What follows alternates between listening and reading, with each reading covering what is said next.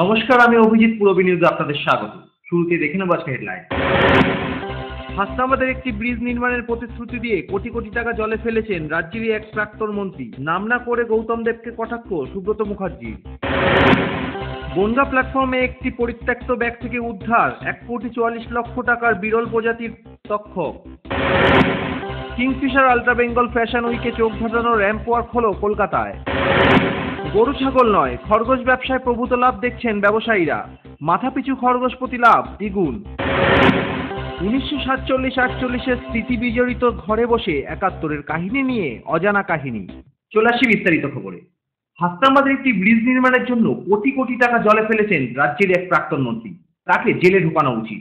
নাম না করে সিপিএম নেতা গৌতম দেবকেই এইভাবেই কটাক্ষ করলেন রাজ্যের পঞ্চায়েত মন্ত্রী সুব্রত মুখোপাধ্যায়। আজ হাসনাবাদের ফেরিঘাটে একটি সভা করার পাশাপাশি বিশপুরের একটি নতুন পঞ্চায়েত অফিসের দ্বারোদ্ঘাটন করলেন রাজ্যের পঞ্চায়েত মন্ত্রী সুব্রত মুখোপাধ্যায়। এছাড়াও উপস্থিত ছিলেন বসিরহাটের সাংসদ ইদ্রিস আলী সহ অন্যান্য বিশিষ্টজনেরা। এই 4 বছরে কোনো সরকার এত উন্নয়ন করেনি। বক্তব্য রাখার সময় এমনই জানালেন সুব্রত মুখার্জি। 4 বছরে এত কাজ কোনোদিন কোনো সরকার করতে পেরেছে বলে আমি মনে করি না। পাশাপাশি হাসনাবাদের একটি ব্রিজ নির্মাণের প্রতিশ্রুতি দিয়ে কোটি কোটি টাকা জলে ফেলেছেন রাজ্যেরই এক প্রাক্তন মন্ত্রী। তদন্ত করে তাকে জেলে ঢোকানো উচিত। নাম না করে সিপিআইএম নেতা গৌতম দেবকে এইভাবেই কটাক্ষ করলেন পঞ্চায়েত মন্ত্রী।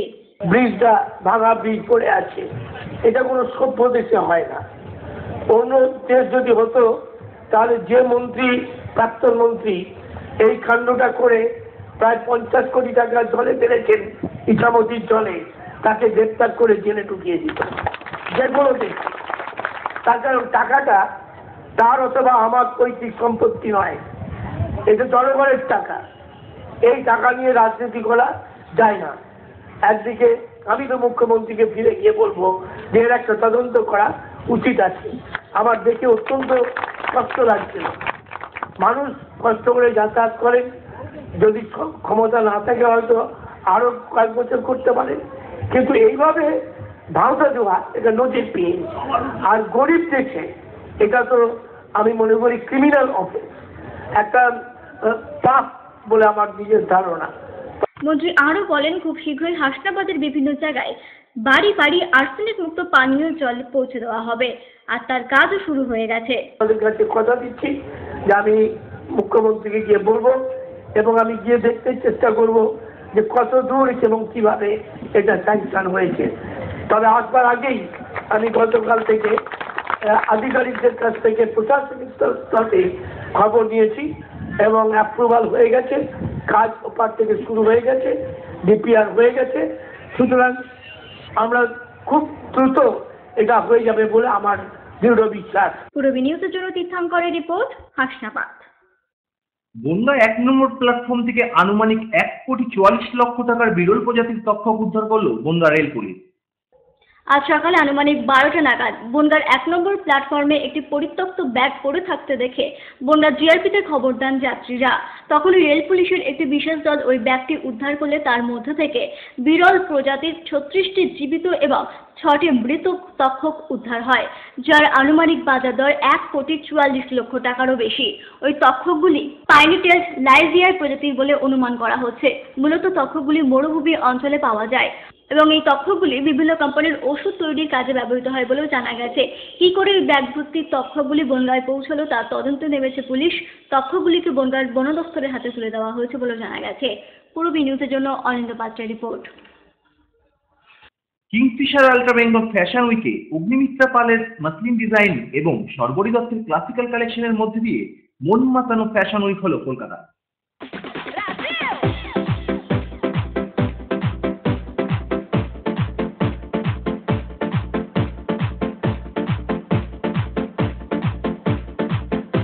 বিখ্যাত ফ্যাশন ডিজাইনার অগ্নিমিত্রা পাল এবং সর্বরী দত্তের মসলিন ও ক্লাসিক ডিজাইনের এক্সক্লুসিভ সব কালেকশন নিয়ে কিংফিশার আল্ট্রা বেঙ্গল ফ্যাশন উইকে র্যাম্প ওয়ার্ক করলেন বিভিন্ন জায়গার নামী মডেলরা। লগ্নজিতার কণ্ঠে 14 মিনিটের গান বসন্ত এসে গেছে তালে তালে র্যাম্পে হাঁটেন মডেলরা। ক্লাব মসলিনের নয়নসুখ ব্র্যান্ডটি এই ফ্যাশন শোয়ে তুলে ধরেন অগ্নিমিত্রা। আমি যে কালেকশনটা করেছি তার নাম নয়ন সুখ। এটা একটা মাসলিনের কালেকশন। এটা আমি গভর্নমেন্ট অফ ওয়েস্ট বেঙ্গলের সঙ্গে করছি।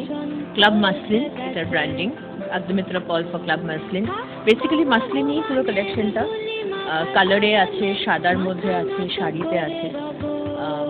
শাড়িগুলো ভীষণ সুন্দর। মাসলিন যা হয় আমরা গল্প শুনেছি যে মাসলিন একটা আংটির মধ্যে দিয়ে ঢুকে যেত, এবং সেই মাসলিনকে রিভাইভ করার চেষ্টা আমরা করেছি। It's beautiful collection. আমার শো স্টপার পায়েল সরকার এবং আমার আরেকজন শো স্টপার লগ্না দাস গান করবে। বসন্ত এসে গেছে, তো হোপফুলি বিয়ে করছে। 15 জন মডেল আছে। না, ওয়েস্টার্নস আছে, ইন্ডো ওয়েস্টার্নস আছে। বেসিক্যালি ওয়েস্টার্ন আর ইন্ডো ওয়েস্টার্নের মিক্স আছে, আর তাছাড়া শাড়ি। এই ফ্যাশন শোয়ে অগ্নিমিত্রা পালের ব্র্যান্ড অ্যাম্বাসেডর হিসেবে র্যাম্পে হাঁটেন অভিনেত্রী পায়েল সরকার। বেঙ্গলি ফ্যাব্রিক, এটা যেটা মাসলিনের উপরে রয়েছে, তো that is very the fabric is itself is very Bengali, তো ডেফিনেটলি হওয়া উচিত। কারণ ইটস লাইক মানে এই মাসলিন বা কটনের যে ফ্যাব্রিকগুলো সেগুলো ইউজুয়ালি আমাদের এখানকার জন্য ভীষণ কমফোর্টেবল, এবং অবভিয়াসলি এগুলোকে আরও স্টাইলাইজ করা যেতে পারে, সেটা নিয়ে আমরা ভাবি কম। আমরা অন্য মেটেরিয়াল যেগুলো হয়তো আমাদের এখানকার ক্লাইমেটে অত কমফোর্টেবল নয় সেগুলোকে বেশি স্টাইলাইজ করি, but even cotton muslin can be stylise. This is again a muslin. It's a skirt and a crop top with a dupatta, cotton এবং ব্ল্যাক এন্ড হোয়াইট, যেটা সবসময় খুব এলিগেন্ট একটা কম্বিনেশন, যে কোনো সময় যে কোনো সিচুয়েশনে পরা যায়। তো হ্যাঁ,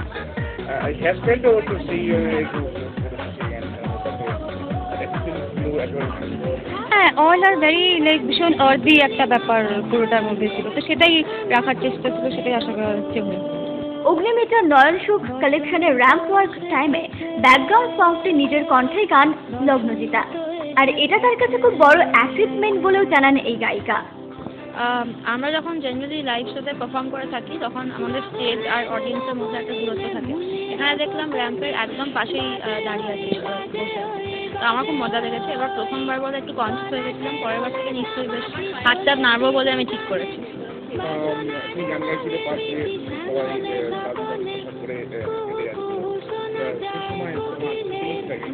আমি দেখছিলাম না, আমি গান গাইছিলাম।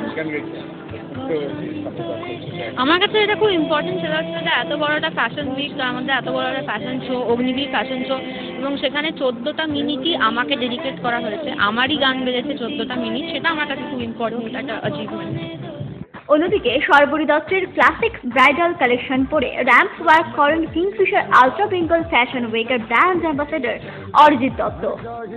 আজকের কালেকশনটা প্রধানত কুর্তিও, তবে আমি ওয়েস্টার্ন কিছু দেখিয়েছি এবং ক্যাজুয়াল সিল্ক কুর্তাও দেখিয়েছি। আমার সাধারণত আনুষ্ঠানিক পোশাক আমি করি, এবং তার মধ্যে অনেক কাট অ্যান্ড স্টাইল আমি পরীক্ষা নিরীক্ষা করেছি, এবং আমার পোশাকগুলো সবই ক্লাসিক্যাল কাট অ্যান্ড স্টাইল। আমি আমাদের যে ঐতিহ্যবাহী স্টাইলগুলো ছিল সেগুলোকে আমি সমকালীন করে আধুনিক চেহারা একটা দেওয়ার চেষ্টা করেছি, যাতে আধুনিক পুরুষের কী বলবো টেস্ট অ্যান্ড টেম্পারামেন্ট, তাদের সামাজিক অবস্থান, তাদের পেশাগত দাবি, সেটার সঙ্গে সাজুজে।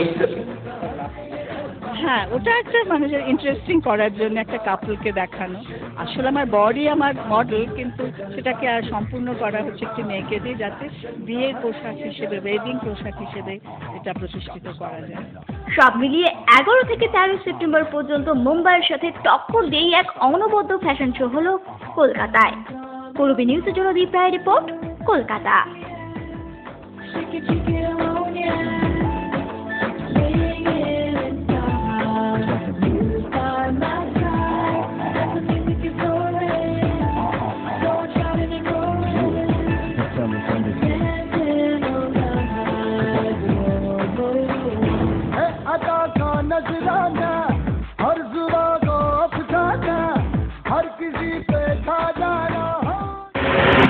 Modern tube well Habra. Modern tube well হাবড়ার 1500 স্কোয়ার ফুটের শোরুমের শুভ উদ্বোধন আগামী 21শে সেপ্টেম্বর সোমবার কল্যাণগড় সুরিত সঙ্গের পাশে। আপনাদের সকলের সাদর আমন্ত্রণ রইল। মডার্ন টিউবওয়েল, সবার গল্প।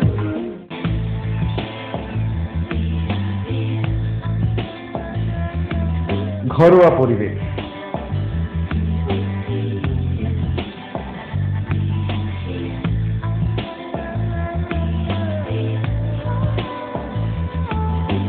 আন্তরিক পরিষেবা, সুস্বাদু খাবার,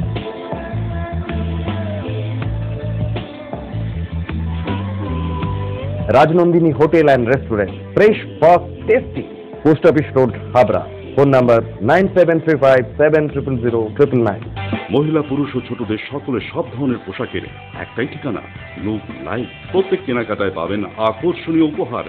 এত সস্তা আর কোথাও পাবেন না।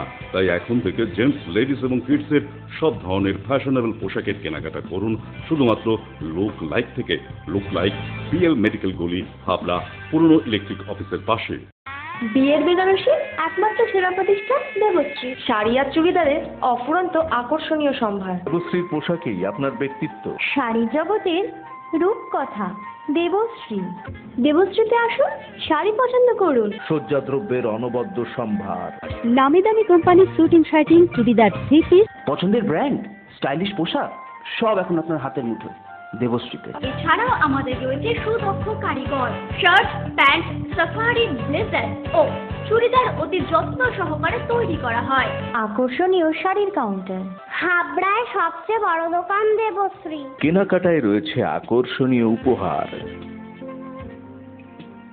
3000 স্কোয়ার ফুট জুড়ে হাবড়ায় সব থেকে বড় পারিবারিক বস্ত্র বিপণী দেবশ্রী, যশোর রোড, হাবড়া।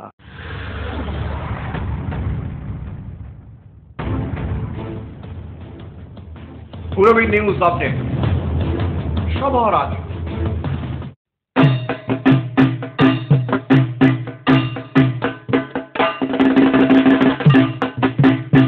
এবার পুজোয় মহিলা, পুরুষ ও বাচ্চাদের রেডিমেড পোশাকের একটাই ঠিকানা, অঙ্কুশ রেডিমেড। পাইকারি দরে খুচরো বিক্রেতা।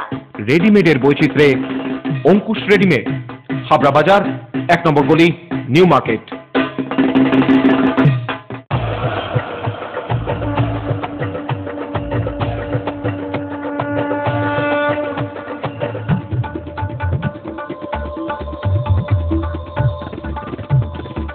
এবার পুজোয় থাকছে নতুন নতুন ডিজাইনের সর্বভারতীয় শাড়ির বিপুল সম্ভার। নারী মনের শাড়ি মানে পাঞ্জাবি। যশোর রোড, হাবড়া। আমাদের কোনো শাখা নেই। রূপসা রেডিমেড গার্মেন্টসের বিশ্বস্ত প্রতিষ্ঠান। রয়েছে মহিলা ও শিশুদের রেডিমেড পোশাকের বিশাল সম্ভার। রূপসাতে পাবেন মহিলাদের lachha, churidar, jeans pant, top, kurti, আরও অনেক কিছু। ছোট্ট সোনামণিদের জন্য রয়েছে হাল ফ্যাশনের নজর কাড়া বাবা স্যুট, বেবি স্যুট, সবই পাবেন ন্যায্য দামে। Rupsa readymade garments, PL medical গলি, হাবড়া। বাজারে চাহিদা বেড়েছে খরগোশের মাংসে, তাই খরগোশ চাষে প্রভূত লাভ দেখছেন ব্যবসায়ীরা। মাথা পিছু প্রতি খরগোশে লাভ দ্বিগুণ। খাবার দেশে নিত্য নতুন আইটেম, ঝোঁক বাড়ছে নতুন রসস্বাদনে। তাই চিকেন, মাটন, পোর্ক ছেড়ে রসনা তৃপ্তিতে র্যাবিট। আমরা কথা বলেছিলাম এক খরগোশ ব্যবসায়ীর সাথে। 2010 সালে 4টি খরগোশ নিয়ে ব্যবসা শুরু করেন তিনি। শুধুমাত্র লাভের পয়সাতেই আজ এত বড় ব্যবসা। 10 সালে এটা আমি শুরু করেছিলাম 4টেকে নিয়ে, 3টে ফিমেল, একটা মেল নিয়ে আমি শুরু করেছিলাম। আজকে 2014 সাল, এই 4টে বছর আমি করে যাচ্ছি। আমার এই যে এখানে যা কিছু করেছে আমি এদের লাভের পয়সায় আমি সব কিছু করেছি। খরগোশের মাংসের চাহিদা বেড়েছে, সরকারি সাহায্য পাচ্ছেন তিনি। বাজার আমি পেয়েছি, যেটা আগে একটু ভয় ছিল, এখন সেই ভয়টা নেই, কারণ এখন আমার পশ্চিমবঙ্গ সরকার এলডিসি ডিপার্টমেন্ট সেই মাংস আমার কাছ থেকে নিচ্ছে, যার জন্য আমার মাংসের বাজারে চাহিদাও বেড়েছে, সরকারও আমার থেকে মাংসটা নিচ্ছে। এতে আমার একটু সুবিধা হয়েছে। আমার যে চিন্তা ভয় ছিল, যে ভয়টা যে মাংস কোথায় বিক্রি করবো না করবো, সেই ভয়টা এখন আমার নেই। বিভিন্ন প্রজাতির খরগোশ আছে, সবটাই লাভজনক। একটি খরগোশ মোটামুটি পালন করতে 300 টাকা খরচ হলে সেই খরগোশটির সরকারি বাজার মূল্য 600 টাকা, বেসরকারি হলে বিক্রি মূল্য আরও বেশি। আমি একটা খরগোশ 4 মাস পর্যন্ত যদি একটা খরগোশের পিছন খরচ হচ্ছে আমার 300 টাকা, আমি সেটা বেসরকারিতে করলে আমি বেশি লাভ পাচ্ছি, সরকারি করলে মোটামুটি আমি 600 টাকা করে পাচ্ছি। খরগোশ তৃণভোজী প্রাণী, তাই তাদের প্রয়োজনীয় খাবার বাড়িতেই চাষ করা যায়, তাতে খরচের মাত্রাও অনেকটা কম হয়। যেহেতু তৃণভোজী প্রাণী সেহেতু আমি সমস্ত রকম ঘাস পাতা খাওয়াচ্ছি, তুত পাতা, হাইব্রিড নেপিয়ার, কাঁঠাল পাতা, সুবাবুল, তারপরে গাজর পাতা, যখন সিজনে কপি পাতা সিজন, এছাড়া যেটা ওদের দানা শস্য হিসেবে মটর চিনি, ছোলার চিনি, ভুট্টার চিনি, খুদ, সরিষার খোল, মাইলো, তারপরে আপনার হচ্ছে কলাইয়ের ডাল, ছোলা ভিজানো, এগুলো আমি খাওয়াচ্ছি। একটা খরগোশ বছরে 6 বার 8 থেকে 10টি করে বাচ্চা প্রসব করে। সুতরাং একটি খরগোশ থেকে কম করে বছরে 50টি খরগোশ পাওয়া যায়। খরগোশ বিক্রিও হয় বিভিন্ন বয়সের বিভিন্ন সময়। একটা ফিমেল বাচ্চা দিচ্ছে আপনার বছরে 6 বার দেয়, সেক্ষেত্রে 5 থেকে 6 বার দেওয়ানো যায়। এক একটা হিসেবে বাচ্চা দিচ্ছে আপনার 8 থেকে 10টা। এক একটা ফিমেল 8 থেকে 10টা দিলে বছরে আমি 5 বার করলে 5 10 50টা পাচ্ছি, 40 থেকে 50টা বাচ্চা সবসময় পাচ্ছি। 100টি খরগোশের জন্য দিনে 2 ঘন্টা সময়ই যথেষ্ট, জানাচ্ছেন তিনি। দিনে বলতে সকালে উঠে আমি খাবার দাবার দিই, এদের টয়লেটগুলো পরিষ্কার পরিচ্ছন্ন করি, দুপুরে আমি খাবার দিয়ে পরিষ্কার করি, আর সন্ধ্যেবেলা আমি খাবার দিয়ে জল দিয়ে পরিষ্কার করি। এই হচ্ছে সারাদিনে খুব সময় লাগে না, বেশি পরিমাণ 100-র জন্য দিনে আপনার প্রতিবারে 2 ঘন্টা করে সময় চলে যায়। আমার সজনীর জন্য Kartik Saha report. Sufficient stock. Spot finance, spot insurance claims, automated service center, available spare parts, home service, breakdown service, free checkup on every Thursday till 19th December. JC Honda, come on, feel forever. Joshua Road, Deshbandhu Park, Habra, North 24 Pargana. Phone number 8388993888.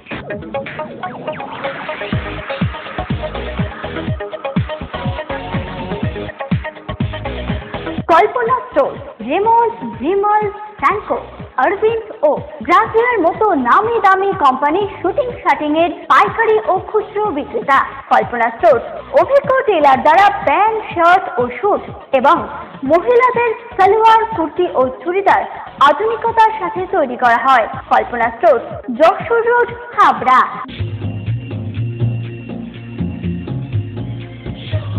Shri Aurobindo arena market, Sri অরবিন্দের নবতম সংযোজন, Sri Aurobindo cut piece centre, arena market, Habra. Sri Aurobindo blouse specialist, Sri Aurobindo cut piece centre, arena market, Habra.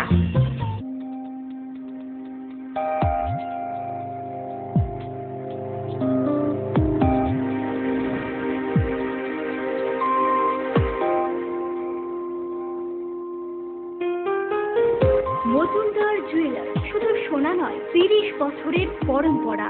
1 number rail gate, Habra. Phone number 8972729733। মনে রাখবেন, আমাদের প্রথম শাখা গোমা station রোডে।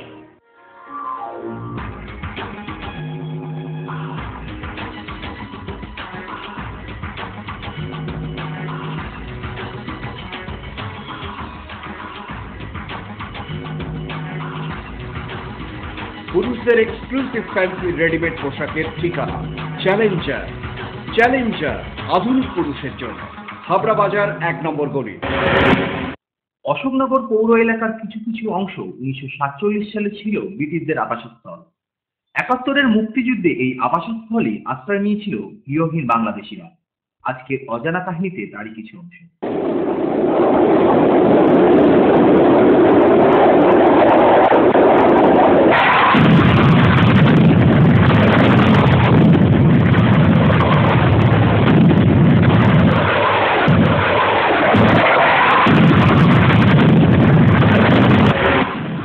1947-এ ব্রিটিশদের আস্তানা ছিল অশোকনগরের কিছু কিছু অংশ। যুদ্ধকালীন পরিস্থিতিতে মাটির নিচে গা ঢাকা দিতেন ব্রিটিশ সৈন্যরা। মাটির নিচে ঘর থেকেই চলত সব কাজকর্ম। ব্রিটিশরা বিদায় নিল। 1971 বাংলাদেশে মুক্তিযুদ্ধ।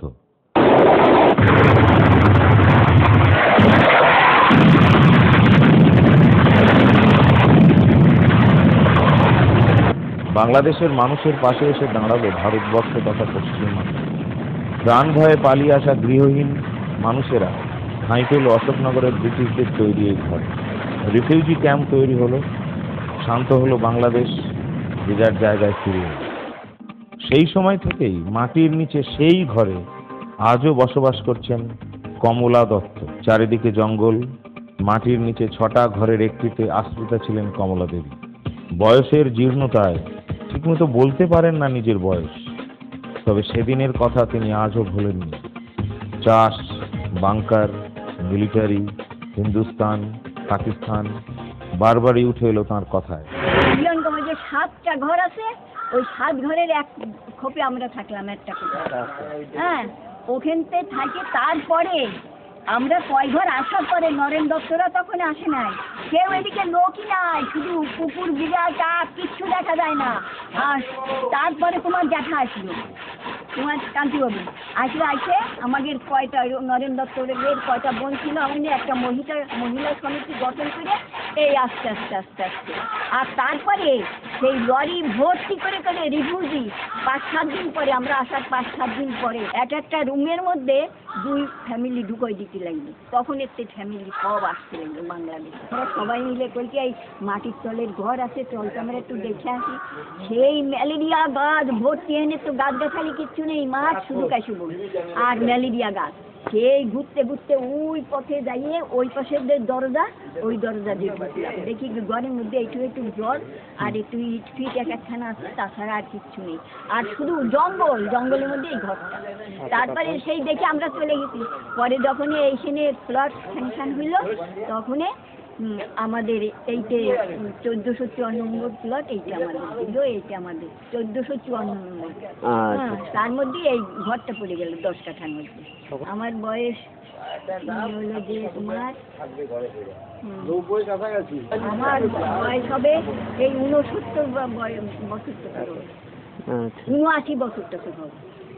অশোকনগর হরিপুর মিলেনিয়াম সায়েন্স পার্কের কাছাকাছি মাটির নিচে ঘরে বসেই বাবু জানালেন, হয়েছে মিলিটারি অ্যাড্রাম ছিল। এই সমস্ত জায়গাগুলি আগে ছিল চাষ এবং বাড়ি ঘর ছিল, সব গভর্নমেন্ট নিয়ে এই জায়গায় মিলিটারি করেছে। এখানে মিলিটারি থাকতো প্রোটেকশনের জন্য। বিদেশি প্লেন আসলে তখন করতে মেশিন দিয়ে তারা করতে এরোপ্লেন, মেশিন দিয়ে তারা করতে হয়। এই 47-48 সনে তো হয়ে 47 সনে পাকিস্তান হয়েছে, 48 সনের থেকে সবাই আছে এখান থেকে। যারা বাংলাদেশ থেকে এখানে এসেছে পাকিস্তান হওয়াতে, তারা এখানে অ্যারেঞ্জমেন্ট হয়েছে।